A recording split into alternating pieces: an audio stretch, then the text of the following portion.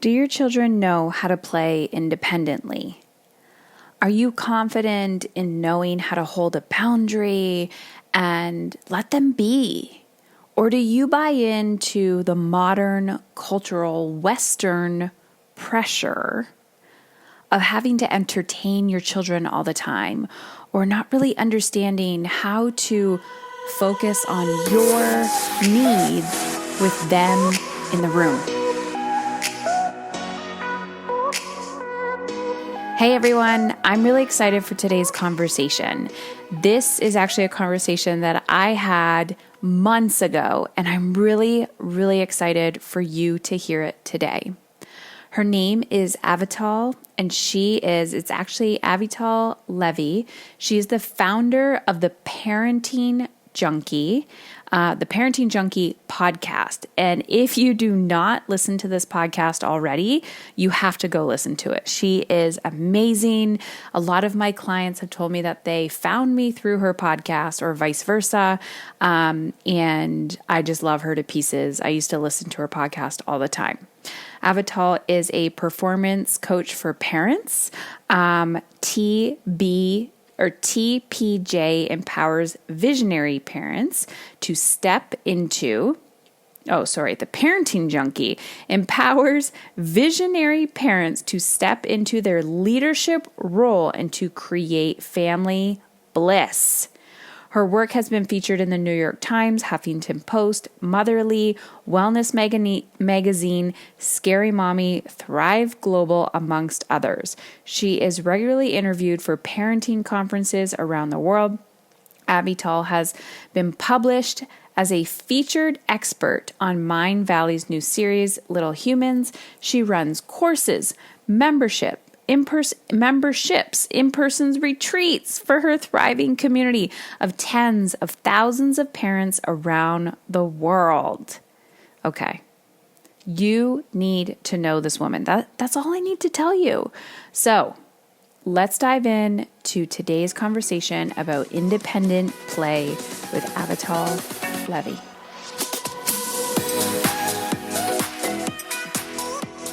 All right, Avital, welcome to the podcast.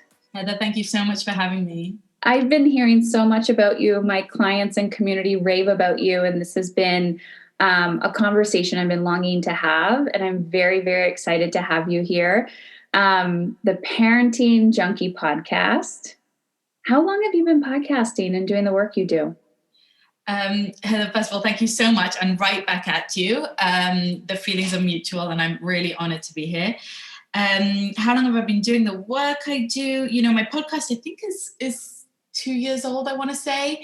But I started my work a lot before I had a podcast. So starting with my YouTube channel about 6 years ago, and then my membership, and most recently the podcast has been the addition. Nice. So, yeah. And you have 5 children?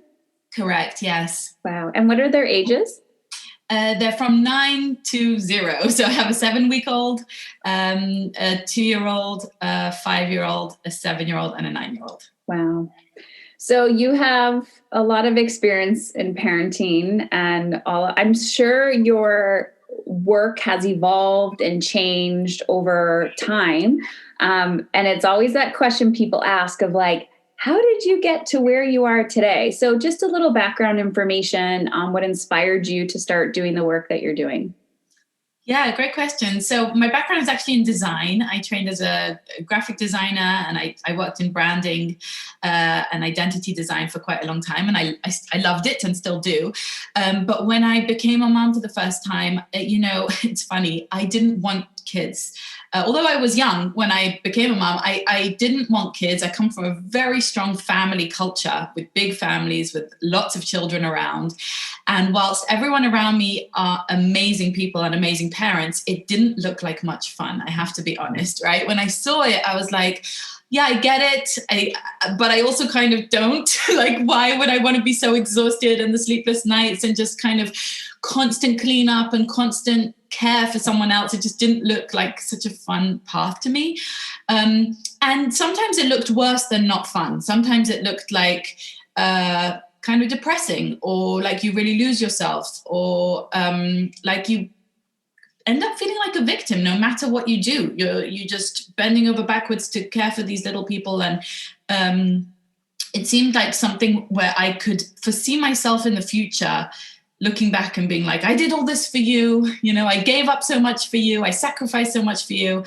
And as I entered this idea of, yes, all of that is true, but I still want children, I had to find an alternative way. I said to myself, there has to be another way, right? That sounds so cliche, but that's really what I was saying to myself. I was like, there has to be another way of parenting. And that sent me down this rabbit hole of just studying alternative parenting approaches. So even when I was pregnant with my first, I was reading all these books and watching TED Talks and listening and learning.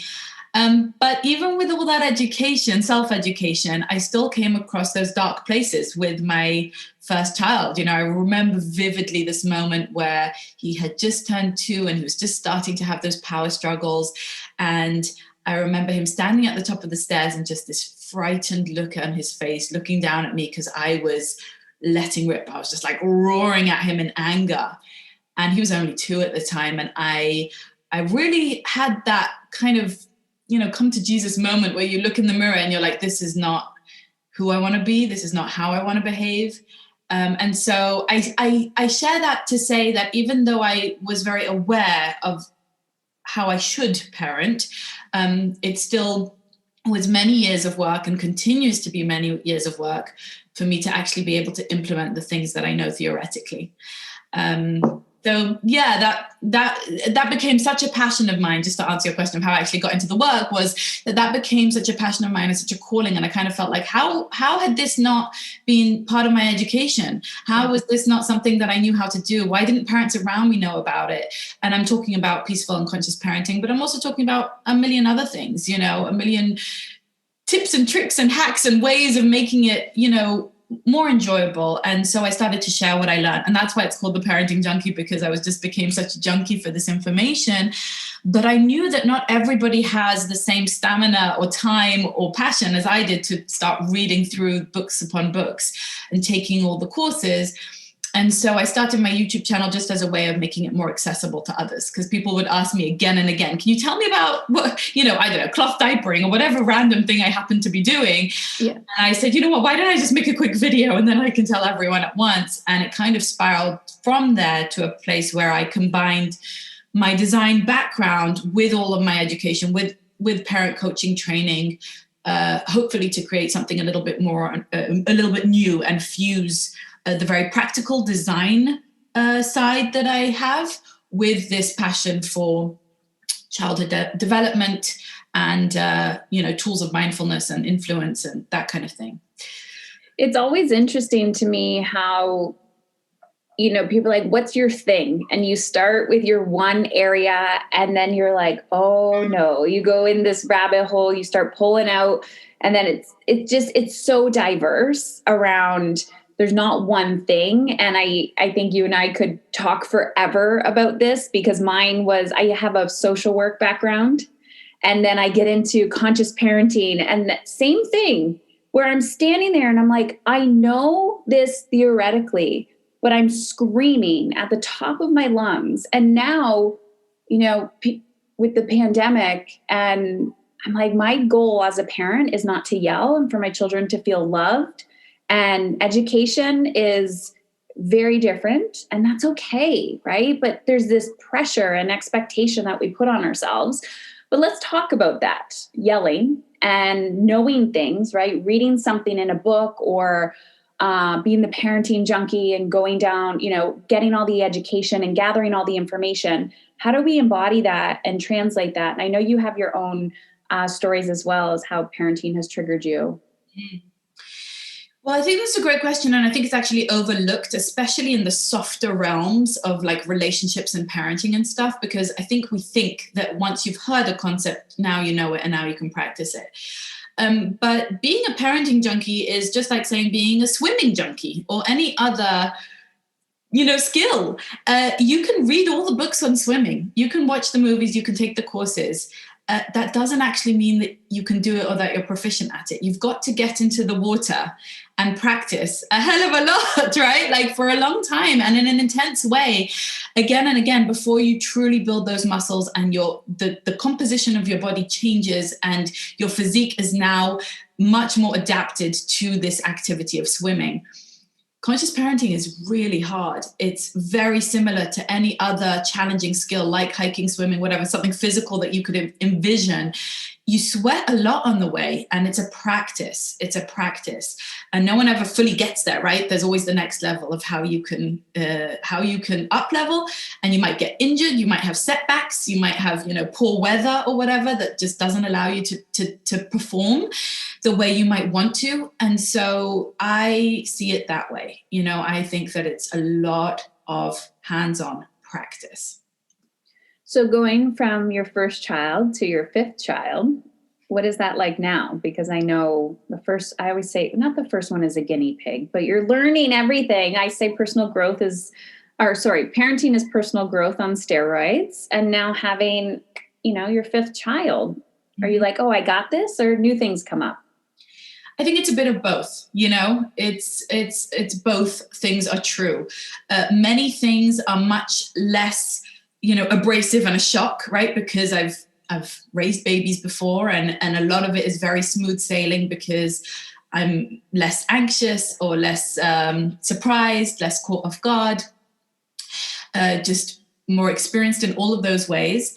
And then other elements of parenting intensify just with more people in the mix, right? There's more personalities, there's more to manage, there's more people demanding your attention, and that can actually sometimes make it harder. So I think there's part of it that is easier and a part of it that becomes more challenging just because it's more complex. Mm-hmm. Yeah. Yeah. You're like, again, there's no rule book, right? You could write it. Yeah. It's every time I talk to somebody, it's just like, well, I'm big into this or this or this. I'm like, you can't be in the middle of a tantrum being like, what was that strategy on page 100 of that book? It's like the embodiment of really living it and doing the work, like you said. Yeah, 100%. So I know you're big on independent play, and my boys are 8, 11, and 16. And over the years, I have had to learn about independent play because I think we live in a culture that from parenting that we entertain our children instead of creating that independent play. Which creates independence. So can we talk about this? Like, I can't do something. My children are here or they're around, and they're always asking me, or I have an only child. So just what do you say to all those questions that parents are asking you about independent play? How do I get them to play independently? Yeah, so Heather, as you know, I could talk for endless hours on this because it's really my passion. But the first thing I just would love everybody to take away from this conversation is that children are designed to play, literally designed for it. If you look at any other mammal cub, play is what they do all day until they mature. And from an evolutionary perspective, there are many reasons for that. And in fact, the longer the childhood and the more play the child has, the more intelligent the species, the more complex their brains.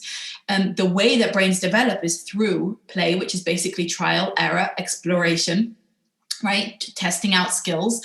And if you look at, say, Dr. Peter Gray's work, he talks a lot about the evolutionary psychology of play and about the fact that monkeys, when they're playing at the skills they're going to need as adult monkeys, right? They're swinging from tree to tree. They're actually pushing their limits. They're taking risks. And they up level themselves with the play. And you know this because if you've been to the playground with your kid, you know that they work themselves into a workout, sweat level workout, right? They don't need to be told go to the gym.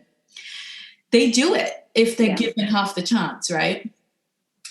And so I think it's nothing short of, I'm going to go with tragic. It's basically tragic that we are clipping kids' wings by constantly entertaining them and scheduling them and doing things for them.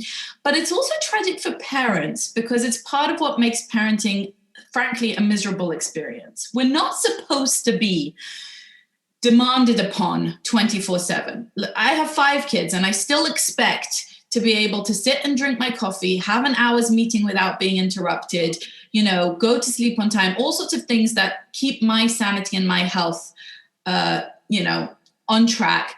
And I don't say that with any sense of judgment. We all go through periods, and sometimes it's easier, sometimes it's harder. Different kids, different wiring, all of that is true.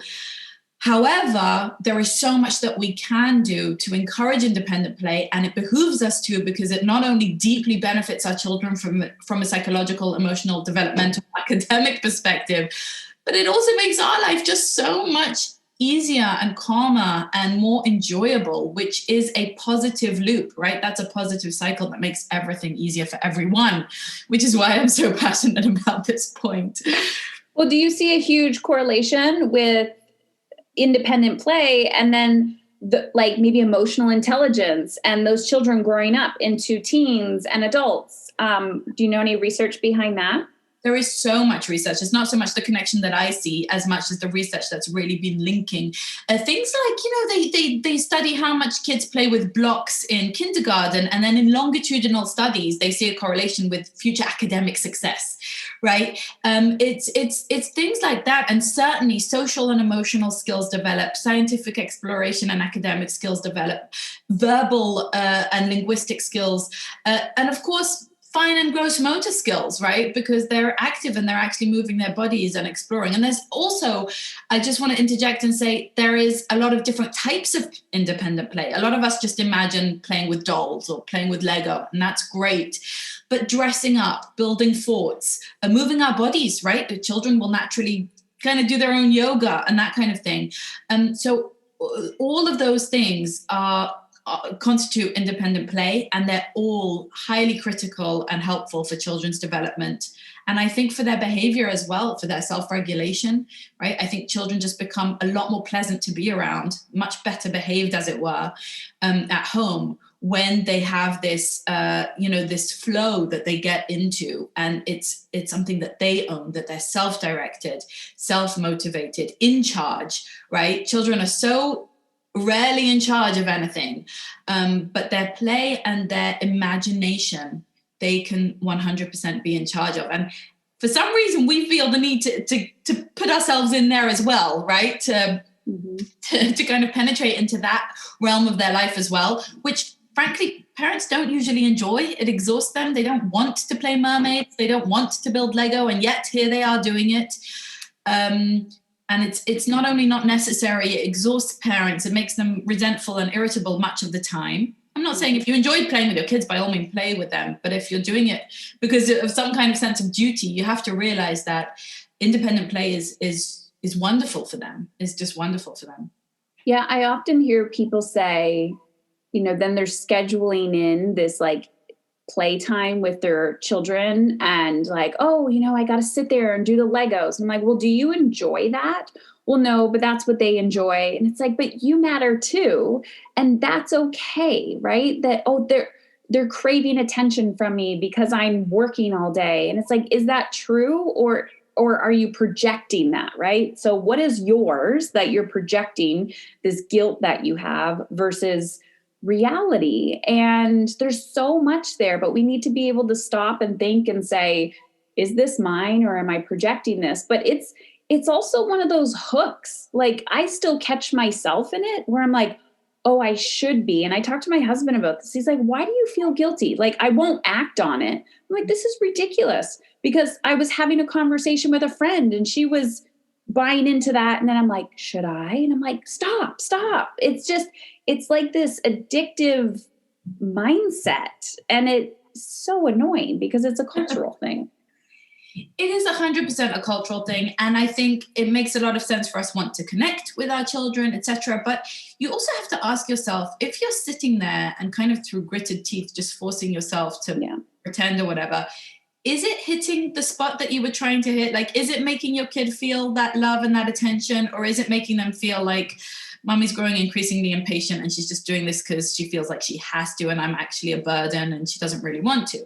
Because I think in that case, maybe there's something else you can do to connect to your kid. I like to really ask myself, what's my zone of genius? What do I do with my kids that I love to do with them and they love to do? And that feels to me like a better model of a relationship for them, where they see this kind of mutual enjoyment rather than one person kind of sacrificing their time, sitting there and doing it because they have to out of a sense of duty. There are enough things that we do out of a sense of duty as parents.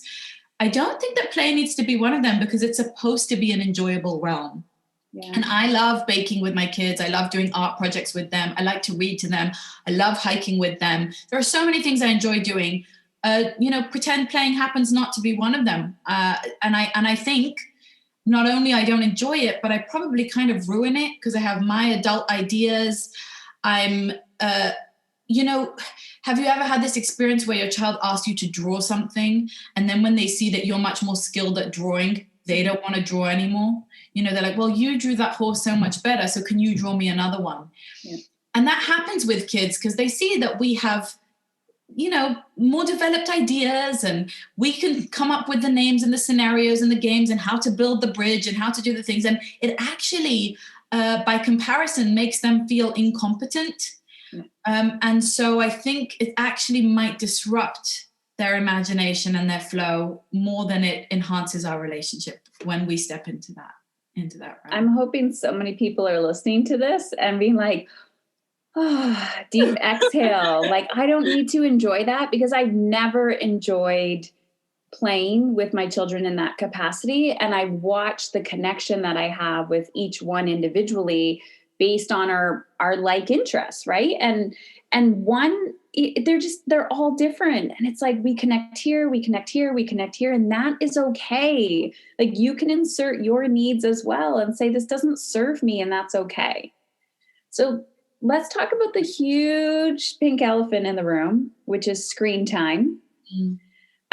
Because, there's the shame and the guilt around screen time. And now I'm working from home, or I've always been working from home. My children are home, and they won't play independently. So I have to use screens to get them to play, or keep them away. So what do you suggest about this whole conversation?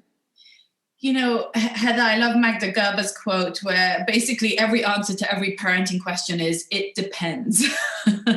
And I really relate to that. I think it really depends. And screens is one term that covers a whole huge range of behaviors and interactions and entertainment.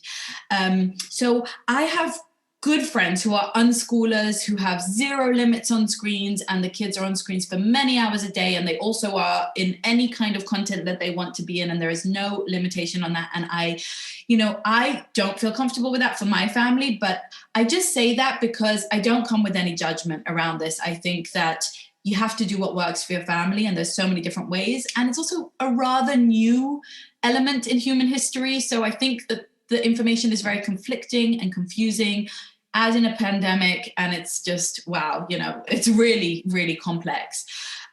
But my personal approach in my own family, and this is just what works for us, I'll just share that in case that's of service, is that we really, really aim for a middle of the road balanced approach, both for my husband and I with our screen use, and also for our kids. So I don't want to demonize screens, or we're not technophobes. I think screens are an incredible tool when used well.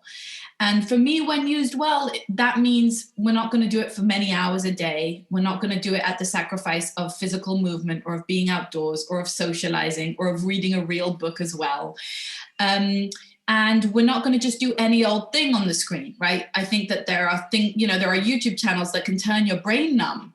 But there are also YouTube channels that can educate you to the level of a PhD.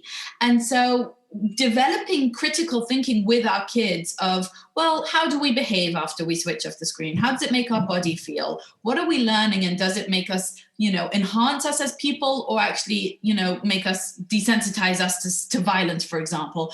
And really, the most important thing is to develop that critical awareness of, how am I wielding this tool? It's kind of like a hammer. You can build something beautiful with it, or you can destroy things with it. How are you going to use it? So I really like to think of screens. Here's another metaphor I'll throw at you, kind of like fire. And they say, fire is a good slave, but a bad master. Once you become addicted to the screen, once you can't disconnect, once you are at its mercy, it can burn your house down.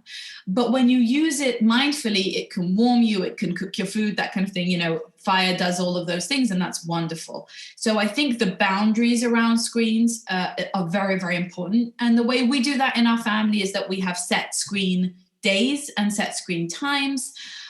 We are aware of the content that our kids are on. Our kids are also still relatively young, so we can be more mindful of that. And we also take a tech Sabbath. So Saturdays are completely screen-free for 25 hours for the adults and children as well. And that's actually something I grew up with from our religion. I'm Jewish, and we always kept Sabbath. And that was something that I've kept through as, just an amazing kind of tradition that we really, really enjoy. And that's not for everyone, but that's kind of how we try to balance it. And then, of course, all the modeling that's involved, we fail at this every single day, but doing our best not to be, nose in your phone all the time and phones away at dinner time and that kind of thing, to really try and prioritize some presence and face-to-face interactions.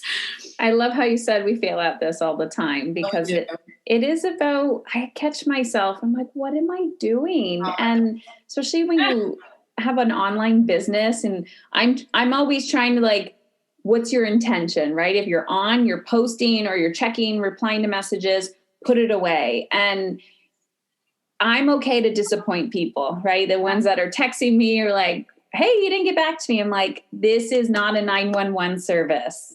This is boundaries, right? This is my life, my energy, my time. And I think what you just said is really important about critical thinking skills. And I mean, I have a teenager, and I just hear every day, why are you so weird? Other parents aren't like this. And I'm like, well, that's my goal. I don't want to be like most. Yeah, absolutely. Yeah. That's a compliment, right? Mm-hmm. Parenting is a leadership skill. Exactly. Couldn't have said it better. Yes. What's your perspective on that? And then we're going to wrap it up. We could talk about everything all the time, but I'm big on leadership, inner leadership, self-leadership, seeing your role as a parent as a leadership skill. So what's your perspective on leadership and parenting? Heather, I'm 100% aligned with you there. One of the metaphors I use a lot is a CEO, right? I think, you're the founder and CEO of this enterprise, of this project that is your family. And I think if you kind of apply the tools that one would if one was building a business, you would see that there's a lot of parallels. I think we need to cast a vision. Where are we going? Why have we formed, right? What's our why behind our family? Where do we want to be in 5 years and 10 years? And I think parenting is a really long haul type of investment, right? You have to think not how do I shut down this tantrum right now so that I can have peace of mind, but how do I handle this tantrum right now so that in the long haul I preserve a healthy relationship, I encourage self-regulation and healthy emotional IQ and all of that stuff. So it's really all about investing for the long term. How do I raise this child into the type of adult I'd like to see them be, into a stand-up citizen, into a healthy, husband, wife, brother, sister, partner, etc., and preserve my relationship with them. So I think that's very much missing from the parenting discourse. And the other thing that I would say is that leadership is really a skill that goes terribly underdeveloped in our culture. If you go through the traditional mainstream school system, you are taught to follow, not to lead. You are taught, right? You are taught to answer to the test. You are taught to just keep your head down and be a good boy or girl and get through the system. And that's fine for whatever. Let's put that to one side. But we have to realize that means that most of us are very underdeveloped in the realm of creating a reality from scratch, imagining it, envisioning it, and then going through the path, laying out the path it takes, and leading ourselves actively right? Not procrastinating, not being kind of lazy or small-minded or thinking that we can't or being defeated or all of that stuff, but to rise to the challenge. And I think parenting demands that of us. And when we don't step into that role, we're going to feel like a victim 100% of the time, because we aren't in the creative leadership role where we're creating our own realities. Hey, listen, there's no one right way to have a family. What kind of family do you want? What kind of dinner time, bedtime, what kind of clothes, what kind of values, what kind of holiday, rituals, religion, philosophy, politics, all of that stuff is up to you. You're the leader, you're the homemaker, you're the person who leads these children through an experience of childhood, right? It's an experience. It's a very complex, multifaceted experience, but it's a really creative and kind of fun adventure when you see it as such. There's no one way to do it, but there are a million right ways, and you've got to choose your way, or you'll just be like a leaf in the wind. Whatever my friend did, whatever the school said, whatever my parents did, I repeat. And that's not you taking the reins on your family life. And I think when you do take the reins, it becomes the most meaningful project that you ever embark on. Oh, yes. And this conversation and just what you mentioned, parenting was what taught me this, because previous to that, yes, you go to school. Did I get the grade? And I've watched, especially building a business, I've watched the parallels with that. And it always comes back to radical responsibility, right? For how I'm thinking, how I'm feeling. And when I step into, I am the creator, I'm like, damn it, nobody else is going to do this for me, right? Waking up and going, okay, everything is restricted. It's winter here. There's snow on the ground. What are you going to do? You're not getting on a plane and flying across the world right now for your vacation. So how are you going to feel that sense of ease and freedom and, cleansiness? And it's like, you gotta do the inner work to see the outer results. And, like we started this conversation, there's so much information out there, and bring it all in. But then look at the parallels and ask yourself, what action am I taking today to make that happen? Mm-hmm. So you are big on play. You have some things coming up, and I would just love for everyone. I just want them to dive into your world. So where can they find you? What are you up to? Oh, thanks so much, Heather. So they can find me over at theparentingjunkie.com. And my membership is presentplay.com, and they can either join or get on the wait list there, or just learn about it more. We run a free challenge leading up to it, and then we open the doors to it once a year only. But that's where we really, it really is like a CEO training.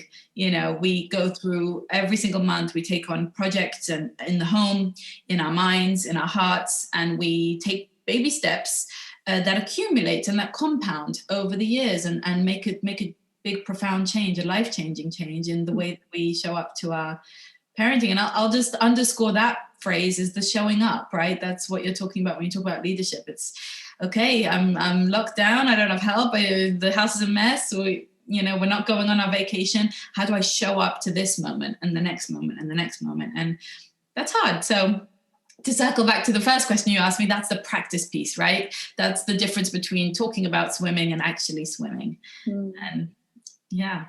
Oh, I love this conversation. I'm so incredibly grateful for you and the work that you're doing. Thank you, thank you, thank you, thank you. And I just want to ask you one last question, since the podcast is called Mom is in Control. What does it mean to feel in control? What is mom is in control to you? So to me, whenever I think about control, I always think about letting go of the things you don't control and doubling down on what you do control. And ultimately, the final piece of every human being, and this is a Viktor Frankl concept, is that we control our own mindset, our own perspective on things.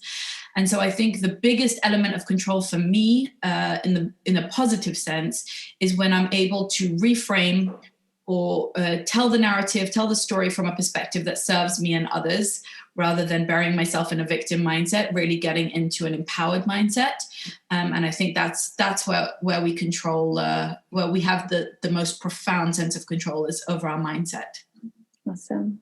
Avital, thank you, thank you, thank you.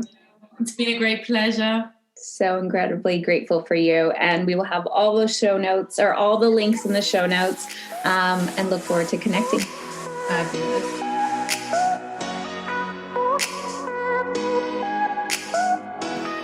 Well, that's it. And I wanted to thank you for listening today because I truly believe you are exactly where you need to be. And now I have a favor to ask. In exchange for the value you've gained from this free podcast, I'd be forever grateful if you would leave us a review on iTunes. Share the show with at least one woman in your life who you feel would benefit, and or take a screenshot and share it on social media. And always feel free to tag me at Heather Chauvin.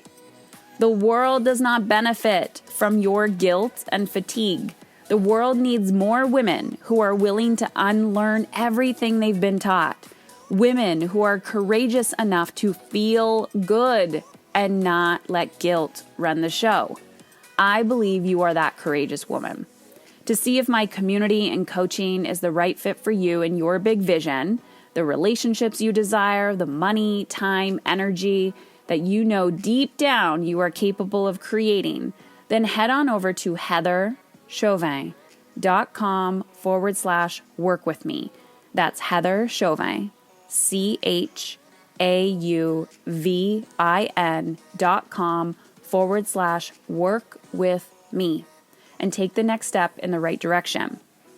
Taking a stand for how you feel means you are taking a stand for how your children show up as adults.